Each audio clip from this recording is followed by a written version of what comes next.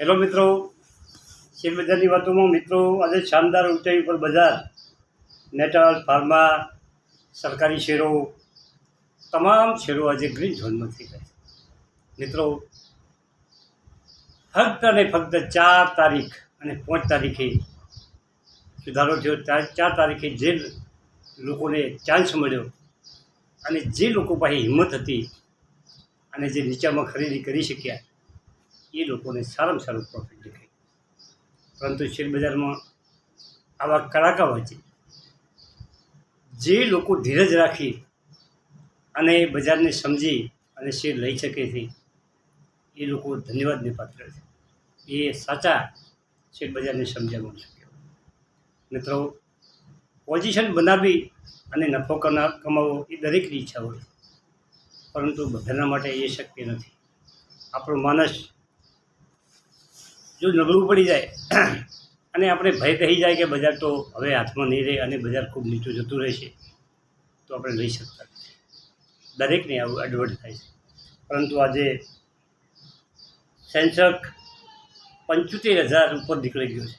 આજે 1% વધારો, નિફ્ટીમાં 1% વધારો, 22,828 208 પોઈન્ટનો જોરદાર વધારો, મિડકેપમાં 2.5% વધારો. મિત્રો 52,497 1230 પોઈન્ટ વધ્યો. અને સ્મોલ કેપના શેરો પણ જોરદાર વધારો દેખાઈ રહ્યો. આરબીએનએલ 7% વધારો. રેલવેના શેરો તમામ વધ્યા છે. બરોડા બેંક, પીએસયુ બેંકોમાં જોરદાર ઉછાળો છે.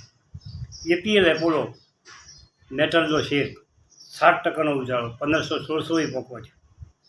અદાણીના શેરોમાં દરેક શેરોમાં કરંટ જોવા મળી રહ્યો છે. 2%, 3%, 4% વધારા સાથે ટ્રેડ થઈ રહ્યા છે.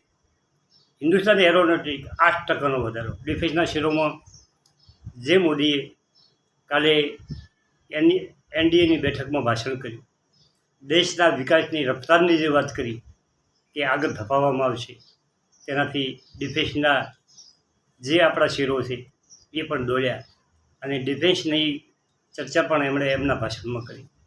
તમે એમનું ભાષણ સાંભળજો, જોરદાર ભાષણ, કે આપણી જરૂરિયાતો પૂરી કરીને આપણે નિકાસ કરવાનો છે અને આપણું કામ આપણે ચાલુ રાખવું. આરઈસી 9%નો ઉછાળો. ભેલ ડિફેન્સનો શેર મિત્રો 12%નો ઉછાળો. મિત્રો, ગભરાયા વગર જે શેર બજારમાં કામ કરી શકે છે, તકનો લાભ શેર બજારમાં લઈ શકે છે, એ શેર બજારમાં પ્રોફિટ કરી શકે છે. અને જે મિત્રો ગભરાય છે, નીચેમાં ટ્રેડ લેતા ગભરાય છે, આપણે વારંવાર કીધું હતું કે કોરોના વખતે જે મોકો મળ્યો હતો અને લોકોએ પ્રોફિટ કર્યું હતું, એ લોકો લઈ શક્યા છે. મારે ખૂબ કોમેન્ટો આવી છે.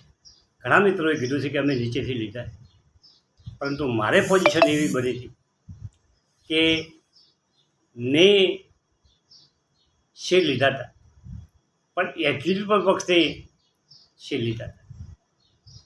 અને પાછો મારે એવરેજ કરવા માટે ઘટાડામાં પણ મેં થોડા ઘણા લીધા, પરંતુ મારે એવરેજ થયો છે. નુકસાન નહીં થયું, પણ નફો કરી શક્યો નથી. ઘણા મિત્રોએ નફો કર્યો છે, પરંતુ આપણી જે 30 કંપનીઓ, આપણા પાસે જે કંપનીઓ પડી છે એ ખૂબ ઘટી હતી. આજે તમામ કંપનીઓ રિકવર થઈ ગઈ અને જે નફો હતો, જે ટ્રેડ થઈ જતા, એ પોઝિશનમાં ચાલવા મળ્યા.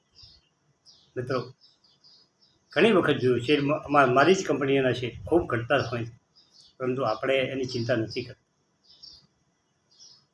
તો મિત્રો, શેર બજારમાં તમારી શક્તિ મુજબ સારો શેર લઈ પકડી રાખી અને બેસી રહેશો તો પૈસા બનવાના છે. સેન્સેક્સ આજે 75,000 છે, એ 80,000 પહોંચવાનો છે. એમાં કોઈ ફેર નથી. ભલે એને સમય લાગે, ટૂંકા સમયમાં પહોંચી શકે છે, થોડોક વધારે સમય લઈને પહોંચી શકે છે, પરંતુ 100% પહોંચવા. નિફ્ટી પણ વધવાની છે. નિફ્ટીના શેરો દમદાર જોરદાર વધ્યો છે. રિલાયન્સ 3,000 ઉપર ટ્રેડ થઈ ગયો હતો, થોડોક ઘટાડો છે, ફરી પાછો આજે ગ્રીન ઝોનમાં છે. આજે તમામ શેરો ગ્રીન ઝોનમાં છે. મિત્રો, વિભો સ્ટીલ પર કાલે સરસ વધ્યો હતો અને રફતારમાં ચાલુ થયો છે. સિરકા પેન્ટ, મધરસન સુમી, રૂટ મોબાઈલ, આ બધા શેરો વધ્યા છે. એન્જિનિયરિંગ ઇન્ડિયા, કલ્યાણ જ્વેલર્સ, આ બધા શેરો આજે બધા તમામ શેરો વધ્યા છે. તમારા પોર્ટફોલિયોમાં કોઈ પણ શેર એવો નહીં હોય કે જેમાં ઘટાડો. ને લગભગ ભવિષ્ય કોઈ શેર હશે તો એમાં ઘટાડો છે. બાકી તમામ શેરો આજે ડીડેવ પ્લાસ્ટિક ગજબ વધ્યો. જે ઘટ્યો તો એ પોઝિશનમાં હાઈ ઉપર ચાલવા મળ્યો. બેંક ઓફ બરોડા જુઓ, કાલે વધ્યો તો આજે વધ્યો અને એની પોઝિશન સરસ બનાવી દે છે.